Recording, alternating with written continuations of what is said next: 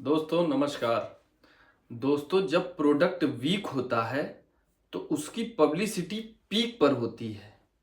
ये उदाहरण मैं आपको दे रहा हूं अपने प्रधानमंत्री डंकापति श्री नरेंद्र मोदी के लिए।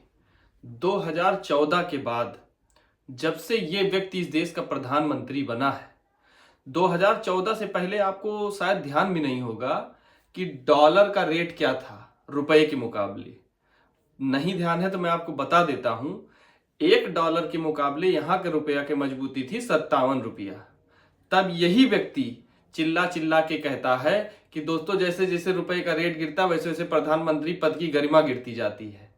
और 2014 से अब तक डॉलर का रेट गिरते गिरते 92 रुपए तक पहुंच गया और लगातार गिर ही रहा है? और इस व्यक्ति को कोई फर्क नहीं पड़ता है। आज तक इस व्यक्ति ने कभी कोई प्रेस कॉन्फ्रेंस नहीं की है। ये तो हो गई डॉलर की बात। दूसरी बात, अभी जल्द ही जो आपने देखा होगा अमेरिका के साथ इनकी ट्रेड डील हुई है, उस ट्रेड डील के बारे में बिल्कुल कहीं कोई मंत्री विधायक बिल्कुल कहीं बोल ही नहीं रहा है।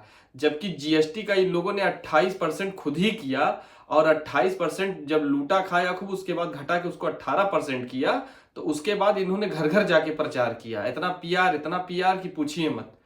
दोस्तों ये सरकार चल रही है कि क्या चल रहा है, मजाक चल रहा है? बताइए। इस देश के युवा, बेरोजगार, किसान सब बर्बादी के राह पर हैं, लेकिन सरकार को कौन सा फर्क पड़ रहा है? आप बताइए जरा।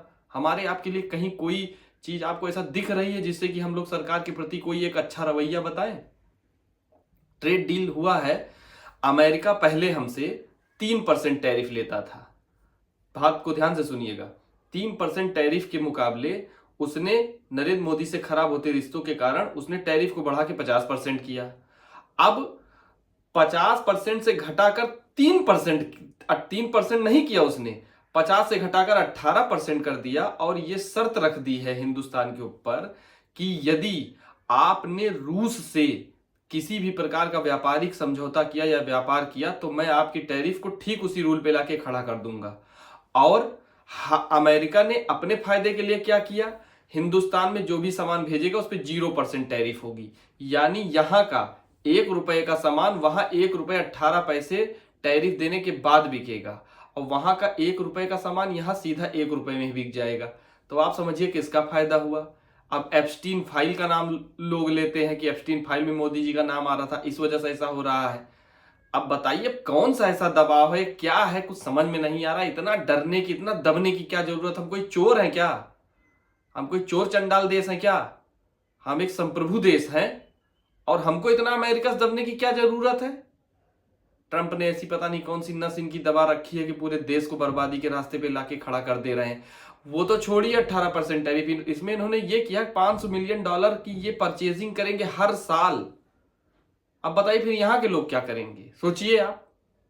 जब वहीं का सारा सामान यहाँ के सस्ते रेट में बिकेगा तो यहाँ का रेट क्या होगा? यहाँ किसान, जवान सब क्या करेंगे? आप बताइए।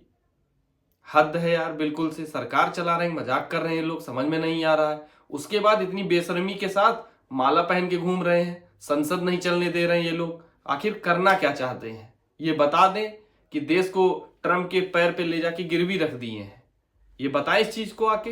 वैसे तो हर चीज का डंका पीटने पहुंच जाते हैं। समझ में नहीं आ रहा भैया, इस देश का क्या होगा ये अब हमारे और आपके ही हाथ में है। कुछ समझ में नहीं आ रहा है। प्रभु ही अब रक्षा करें इस देश की, प्रभु श्री राम ही रक्षा करें, जिनके नाम पे जिंदगी भर से लोग वोट मांगते आ रहे हैं। उन्हीं से विनती है कि प्रभु सद्बुद्धि दो देशवासियों को और रक्षा करिए हमारी। आपसे जय श्री राम, राधे राधे।